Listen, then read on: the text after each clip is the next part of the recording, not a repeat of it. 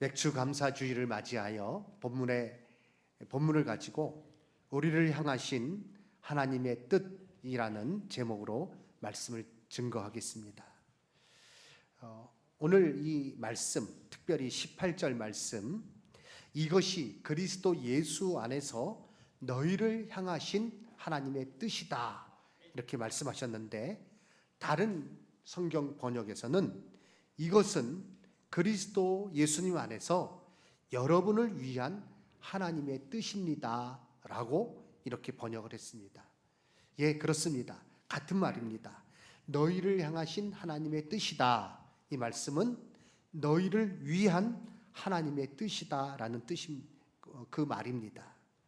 항상 기뻐하며 또 계속해서 쉬지 않고 기도하고 모든 일에 감사하는 것은 하나님께서 우리를 위해 주신 명령이라는 것입니다. 그래서 이 말씀대로 순종하여 살아가게 될 때 하나님께서 주시는 많은 복을 누리며 우리가 살아갈 수 있다는 것입니다. 쉽게 말해서 자녀를 키울 때 부모들이 뭐라고 말합니까? 자녀가 어때는요, 어느 때는요 편식을 해요. 예, 채소 같은 건 잘 안 먹어요. 그래도 야, 이거 꼭 먹어야 된다라고 말하고, 콩도 야, 이거 꼭 먹으라고 말하고, 또 아이들이 나쁜 말 쓰면 야, 절대 그런 말 써서는 안 돼. 때로는 꾸짖고, 또 자기 방 정리하는 것도 야, 그렇게 함부로 이렇게 자기 물건을 정리하지 못하고 그렇게 다니면 안 된다. 꼭 방 정리해라. 그런데 나이가 어릴 때 어떻습니까? 그냥 잔소리만 들려요.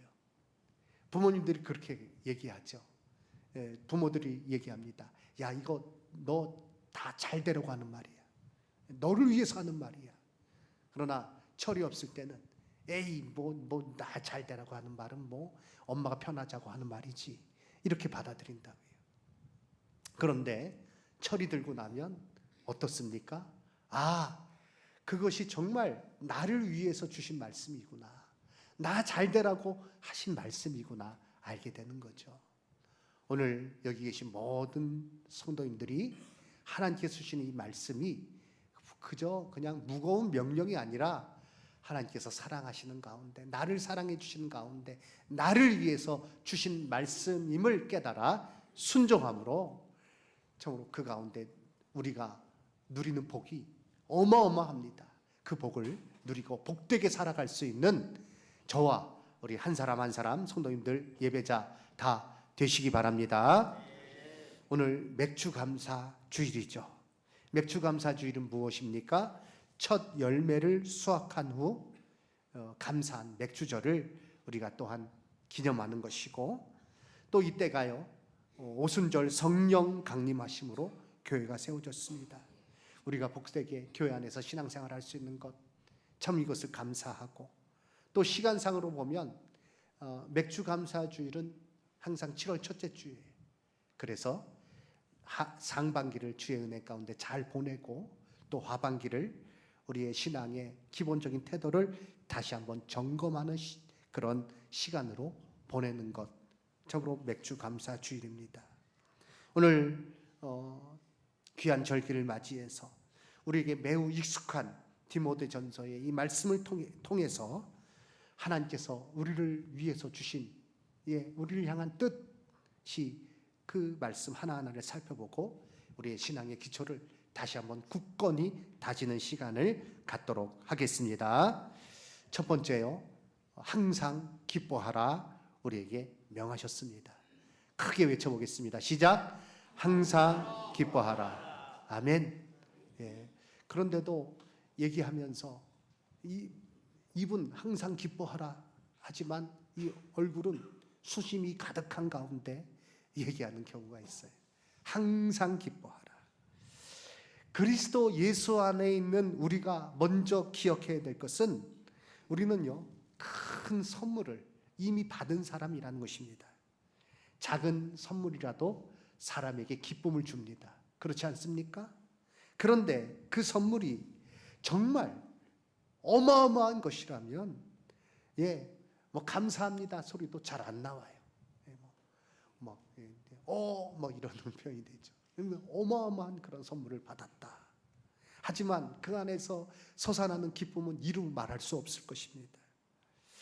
예수 그리스도 안에 있는 우리 하나님으로부터 참으로 도무지 셀 수 없는, 그 누구가 측량할래도 측량할 수 없는 놀라운 선물을 이미 받았기에 오늘 참으로 그 선물로 말미암아 우리가 이곳에서 예배 드리는 줄 압니다. 그 선물이 무엇입니까? 에베소서 2장 8절 말씀 우리 함께 읽겠습니다. 너희는 그 은혜에 의하여 믿음으로 말미암아 구원을 받았으니 이것은 너희에게 난 것이 아니요 하나님의 선물이라. 아멘. 구원이 뭐라고요? 하나님의 선물이라고요. 우리에게서 난 것이 아니래.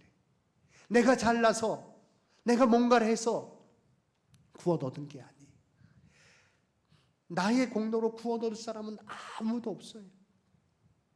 나의 이 헌 누더기와 같은 의로는 이 죄를 어찌 할 수가 없어요. 그 죄를 깨끗이 할 방도가 없어요. 오직 하나님의 은혜로 예수 그리스도의 십자가의 보혈로 우리가 깨끗함을 얻고 그 은혜 가운데 구원을 받았습니다. 그런데 이 구원이요 하나님의 선물입니다. 우리는 그 선물을 다 받았어요.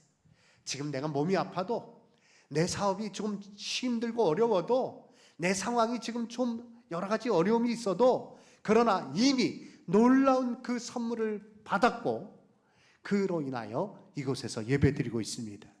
그러니 이것을 생각할 때 우리가 기쁨으로 예배드리지 않을 수 없습니다. 우리의 삶에 이 구원의 은혜가 날마다 임함으로 우리는 기쁨으로 찬송하며 살아갈 수 있는 것입니다. 다른 것으로 기쁨을 삼으면 그것은 날아가 버립니다. 내 얼굴이 좀 잘생겼다. 이게 얼마나 가겠습니까? 예. 어떤 그 연세 많으신 분을 만났더니 이분이 그렇게 얘기하시는 거예요. 자기가 예전에 길거리 나가면 그렇게 많은 총각들이 따라다녔다는 거예요. 예. 명동에 달 떴다 그러면서 뭐. 근데 내가 보니까 전혀 아닌 것 같아요.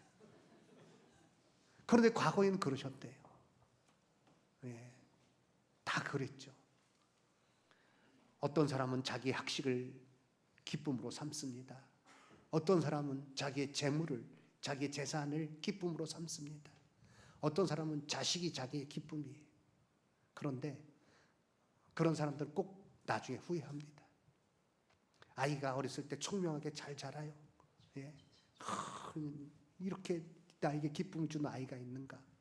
근데 청소년 시절 되니까 변해요. 야, 완전 속았다. 얘가 내 자식 맞냐? 막 이러면서 속상해하는 그런 부모들이 얼마나 많습니까? 어느 식당에 가니까 뭐 자식을 믿는 사람은 자식에 의지하는 뭐 어리석은 자다, 뭐 그런 글귀가 써 있더라고요. 자, 우리가요 다른 것으로 기쁨을 삼는 것은 그것은 그냥 날아가 버리는 기쁨이 되고 맙니다. 왜요? 변하니까요. 잠언 23장 5절 말씀 보니 내가 어찌 허무한 것에 주목하겠느냐. 정령이 재물은 스스로 날개를 내요. 스스로 날개를 낸대요. 그리고 하늘을 나는 독수리같이 날아가 버린대요. 야, 희한하다. 그게 언제 없어졌지? 자기도 모르는 사이에 재물이 날개를 내서 날아가 버렸대요. 그러나 구원의 이 놀라운 선물을 우리에게 주신 하나님께 우리의 마음을 두고 우리의 소망을 거기에 두고 살아가게 될 때 이 세상의 형편이 어떠하든지 우리는 기쁨으로 그리고 감사함으로 지내게 될 것입니다. 그러나 그리스도인이라 할지라도 이 구원의 은혜를 잊으면 맨날 울상으로 살아가는 거예요. 하나님께서 주시는 기쁨을 사탄이 빼앗아가지 못하도록 날마다 구원의 은혜를 확신하며 감사하며 하루하루 복되게 기쁨으로 시작하는 저와 우리 성도님들 다 되시기 바랍니다.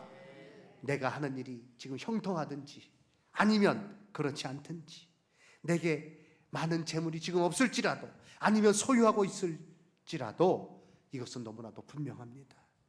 우리의 마음을 돈이나 그 어떤 형편에 두지 말고 하나님께 두며 구원의 은혜를 감사하며 하나님께서 주시는 그 놀라운 선물을 내가 받았음을 기억하며 항상 기뻐하시는 저와 우리 한 사람 한 사람 성도님들 다 되시기를 주님의 이름으로 축원합니다.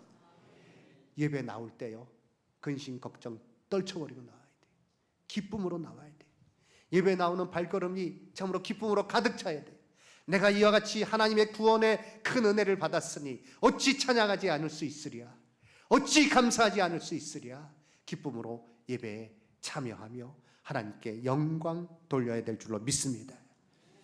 디모데전서 6장 17절 말씀 보니 사도 바울은 디모데에게 권면합니다. 내가 이 세대의 부한 자들에게 명하여 마음을 높이지 말아라. 또 마음을 정함이 없는 재물에 두지 말아라. 오직 우리에게 모든 것을 후히 주사 누리게 하시는 하나님께 두도록 잘 가르치라. 이렇게 권면했습니다. 사랑하는 성도 여러분, 우리의 마음을 허탄한 데 두지 마시고 하나님의 그 놀라운 은혜, 사랑, 그 구원의 놀라운 그 은혜 두시고 참으로 그것을 날마다 기억하는 가운데 항상 기뻐하며 살아가는 자가 되어야 할 것입니다. 우리를 위해서 주신 말씀, 명령입니다. 항상 기뻐하라. 우리 크게 외쳐보겠습니다. 항상 기뻐하라. 아멘. 두 번째 명령은 무엇이죠? 우리를 위해서 주신 말씀, 쉬지 말고 기도하라. 쉬지 말고 기도하라. 예수님은 정말 많이 기도에 대해서 가르쳐 주셨어요. 기도에 관한 예수님의 가르침은 아주 분명합니다. 우리의 기도를 우리가 기도할 때 하나님께서 들으신다는 거예요. 들으시고 응답해 주신다. 그러므로 기도하라. 이렇게 우리에게 명하셨습니다.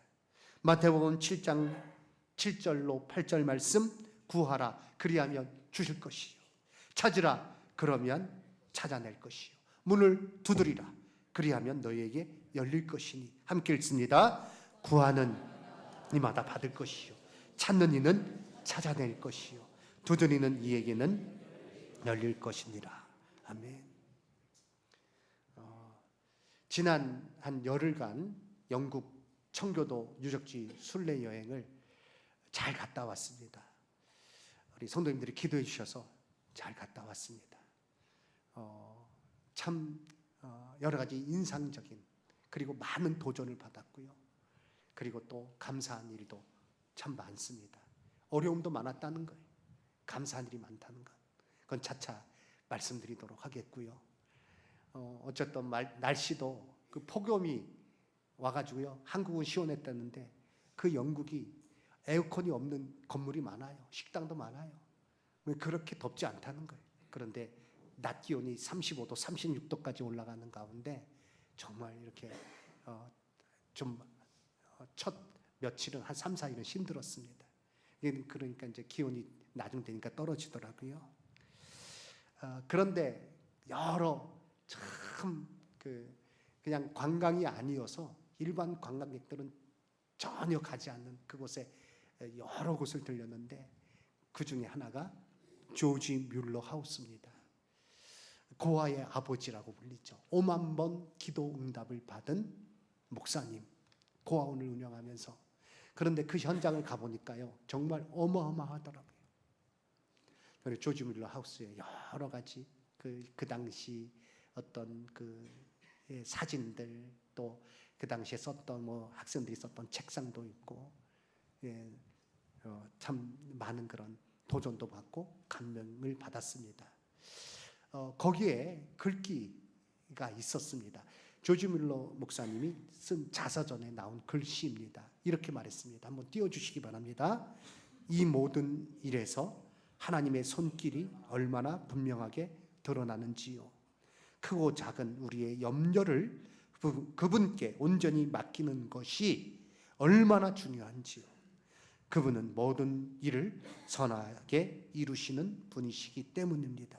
우리의 일이 곧 그분의 일이라면 우리는 그 안에서 형통할 것입니다.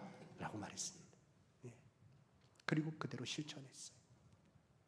사랑하는 성도 여러분, 하나님을 신뢰하며 하나님께서 내 기도를 들으시고 모든 일에 기도하시기 바랍니다. 그러니까 쉬지 않고 기도한다는 거예요. 예. 기도가 어떤 특별한 순간에만, 특별한 이벤트가 있을 때만 하는 것이 아니라 매일 일상 가운데 우리가 하나님 앞에 고해야 되는 일인 것입니다. 크고 작은 염려를 하나님 앞에 맡기는 것입니다. 저로 기도는요, 하나의 선택이 아닙니다. 우리 신앙생활에 선택할 수 있는 것이 아니라 반드시 해야 할 일입니다. 하나님의 인도하심을 믿고 신뢰하며 기도하시기 바랍니다. 이번 그 여행에서 또 하나 크게 깨닫는 것은 영국 교회의 쇠퇴예요. 영국뿐 아니라 유럽 교회의 쇠퇴가 정말 눈에 보였습니다. 물론 알고 있었죠. 그런데 이번에 가서 직접 보니까 정말 몸으로 그것이 체감이 되더라고요. 사진을 몇 장 준비했습니다. 한번 보시기 바랍니다. 첫 번째, 저 사진이요, 우리나라의 최초의 개신교 순교자 토마스 목사님이 태어났던, 그리고 어렸을 때 자랐던 교회예요. 저 교회 그 토마스 선교사님의 아버지도 목사님이신데, 그 목사님이 영국 웨일즈의 실로 교회라는 곳에서 목회를 하셨는데 큰 부흥을 이루었어요. 그 교회를 방문했습니다. 미리 얘기가 됐기 때문에 교회 대표 되시는 집사님이 나오셨어요. 그러면서 유해성 목사님과 이렇게 통역하시고, 유해성 목사님이 이렇게 감사하다는 인사를 전하면서 너무나 가슴 아픈 이야기를 전해 주었어요. 지금 남아있는 교인이 3명이라고 하더라고요. 그런데 더 이상 그래서 세 교회가 한 번은 한 주일은 여기서, 또 다른 주일은 다른 곳에서, 또 다른 곳에서 이렇게 연합해서 예배드리다가 이제 노회에서 결정을 했대요. 저 유서 깊은 교회를 매각하기로 결정을 해서 여러분이 마지막 방문객입니다 라는 이야기를 전해 주었어요. 얼마나 마음이 아팠는지 모릅니다.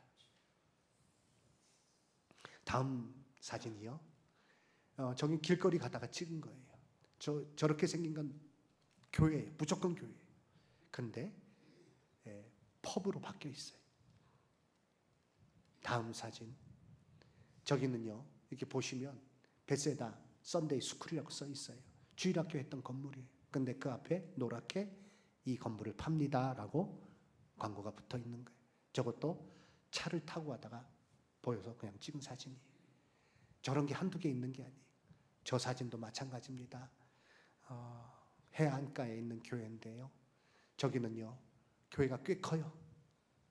저 옆에까지 있는 건물이 다 예배당인데 공연장으로 바뀌었어요. 공연 안내가, 제가 앞에 가서 확인해 보니까 공연 안내가 붙어 있더라고요. 다음 사진 보여주시기 바랍니다. 저 교회는 정말 유명한 교회예요. 마틴 로이드 존스 목사님이 복귀하셨던 베들레헴 복음주의 교회입니다. 저 교회를 이제 예배 중이어서 저는 들어가 보지 못했고, 우리 일행 중에 한 분이 잠깐 화장실 사용하려고 이렇게 양해를 구하고 들어갔었나 봐요. 들어가서 어떻게 예배 드리는지 1층 가면 방해가 되니까 2층으로 올라가서 예배 드리는 장면을 찍은 거예요. 저기요, 엄청난 큰 교회입니다. 예, 꽉 차서 말씀을 들었던 교회예요. 그런데 지금은 저런 형편으로 예배드리고 있어요. 이 영국 교회 또 유럽 교회의 몰락을 3가지 원인으로 꼽습니다. 첫 번째, 자유주의 신학입니다. 그래서 세속화와 다원주의가 교회에 찾아왔고, 자연스럽게 둘째로 강단이 쇠락했어요. 말씀 선포가 줄어들었어요. 영국 교회 15분 이상 설교하지 않는다 그러더라고요. 그리고 신앙 교육이 소멸되었어요. 그러니 교회가 쇠락할 수밖에 없어요.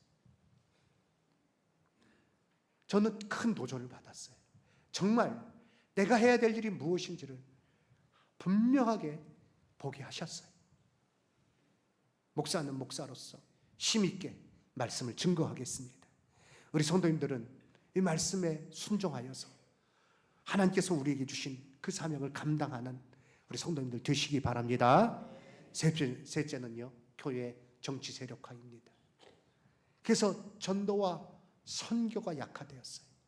그렇게 많은 선교사님들을 보내고 그 중에 한 분이 토마스 선교사님이에요. 그런데 지금은 영국이요, 미전도 종족이 되었어요. 실제적으로 교회 나가는 사람은 2, 3%도 안 된다. 사랑하는 성도 여러분, 우리는 위기의식을 가져야 됩니다. 깨어서 기도해야 됩니다. 신앙의 본질을 놓치지 않도록, 우리 교회가 그 사명을 잃어버리지 않도록 마지막 시대에 깨어있도록 기도로 우리가 깨어서 이 사명 감당해야 될 줄로 믿습니다. 누가복음 21장 36절 말씀 함께 읽습니다. 이러므로 너희는 장차 올 이 모든 일을 능히 피하고 인자 앞에 서도록 항상 기도하며 깨어 있으라 하시니라. 저를 따라서 외쳐주시기 바랍니다. 항상 기도하며 깨어 있으라. 아멘. 항상 기도하며 깨어 있으라. 성도님들께 권면합니다. 깨어서 기도하시기 바랍니다. 우리 교회 새벽 기도회 사랑하는 성도 여러분, 우리 이순애 권사님이 연세가 가장 많으신데 그런데 늘 새벽 기도 나오셔요. 저는요, 우리 권사님 늘 새벽 기도 나오시는 거 보면서 우리 다른 권사님들도 같이 그것을 본받아서 나오시면 좋겠는데, 그런데 전혀 그것과 상관없이 이렇게 지내신 분이 많으신 것 같아서 마음이 아픕니다. 장로님, 안수 집사님, 권사님, 남녀 집사님들, 새벽기도 나랑 상관없는 것입니까? 기도에 대해서 말씀드리는 겁니다. 새벽기도 나온다 안 나온다 갖고 판단하는 게 아니에요. 내 삶 속에 기도가 있습니까? 하나님 앞에 정말 간절히 부르짖는 기도가 있습니까?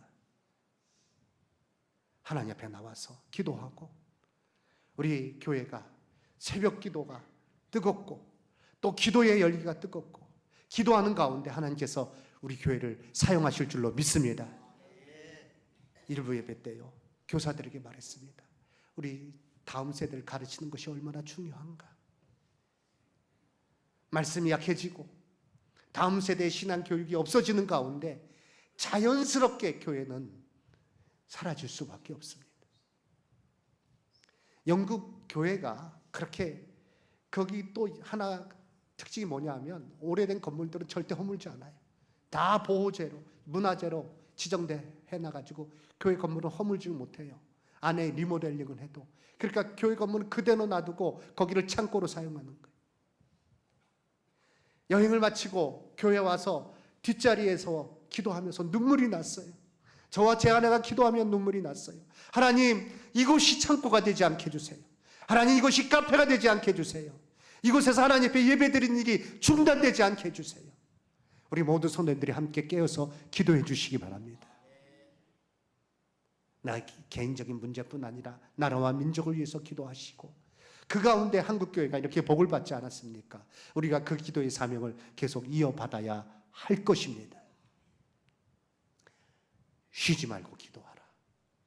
쉬지 말고 기도하라. 저로 이 말씀에 순종하여 하나님 자녀로서 마지막 시대의 사명을 감당하고 기도하는 사람을 하나님께서 사용하셔요. 기도하는 교회를 사용하십니다.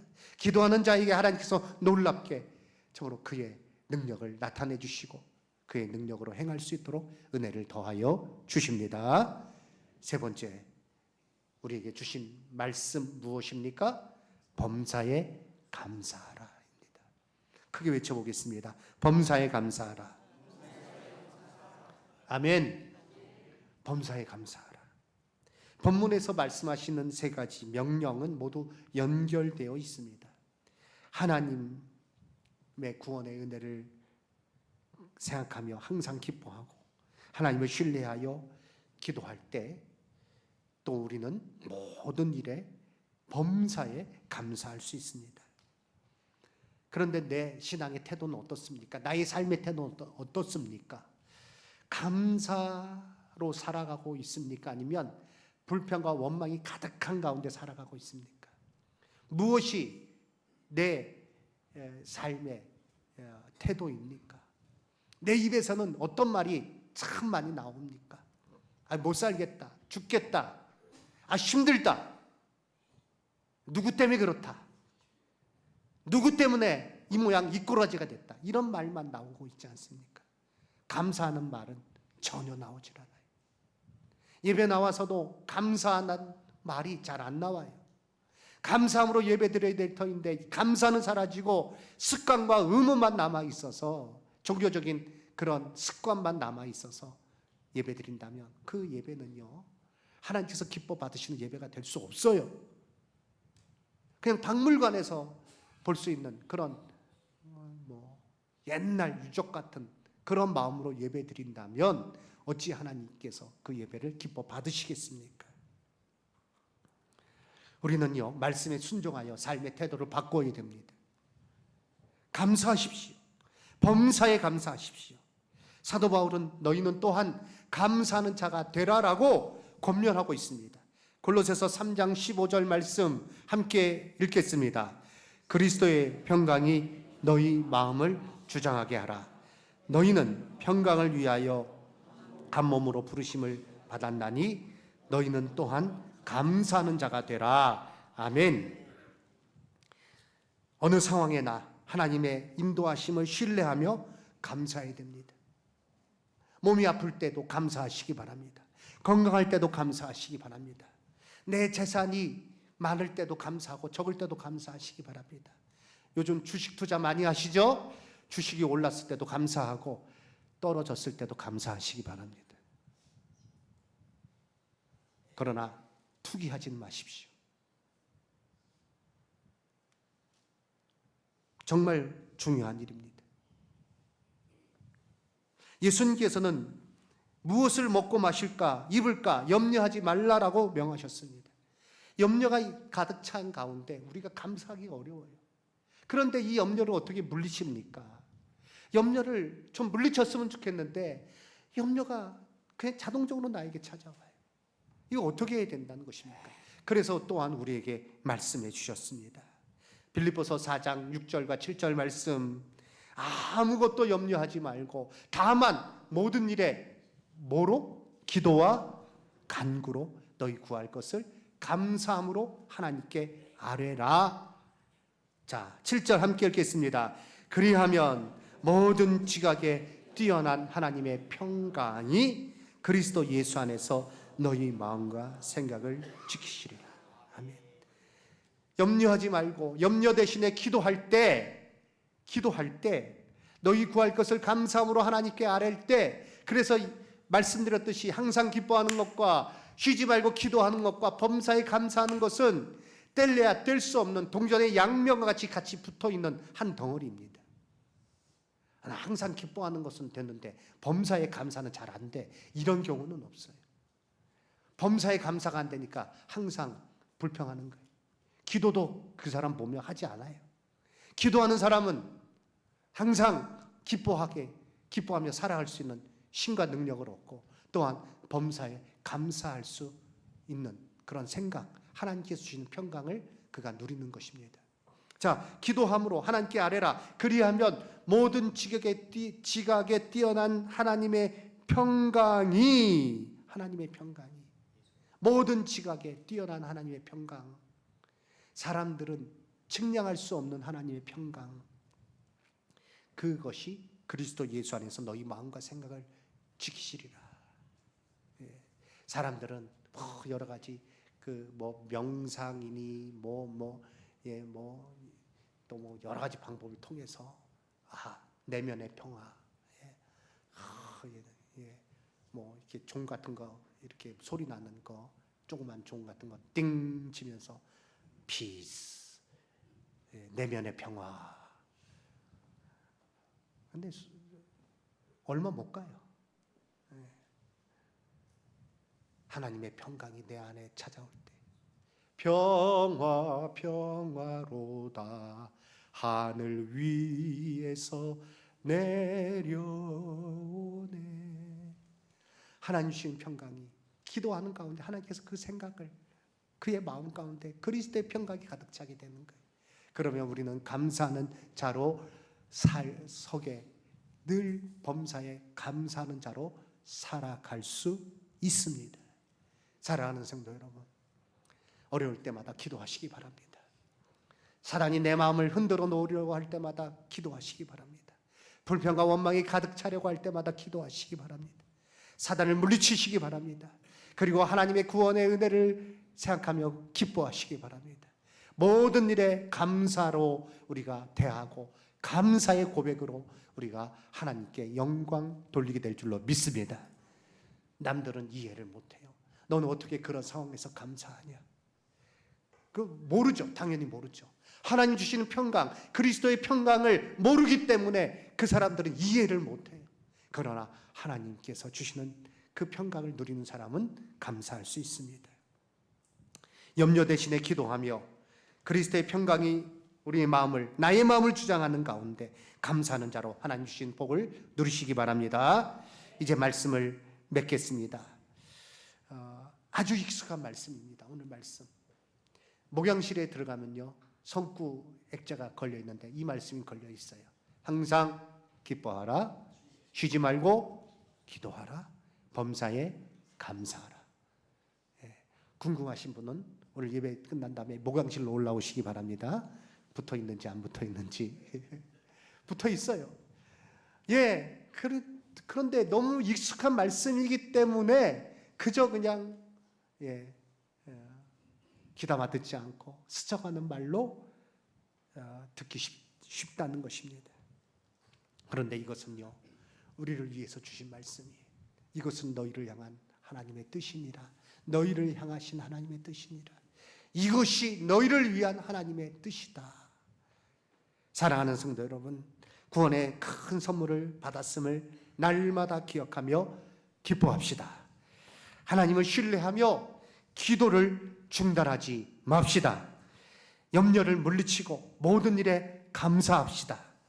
사단에게 우리의 마음을 뺏기지 말고 먼저 우리가 말씀에 순종하여 나아갈 때 하나님께서 우리에게 주신 복이 어떤 것인지를 우리가 맛보아 알게 될 것입니다. 좋으신 하나님을 경험하게 될 것입니다. 항상 기뻐하십시오.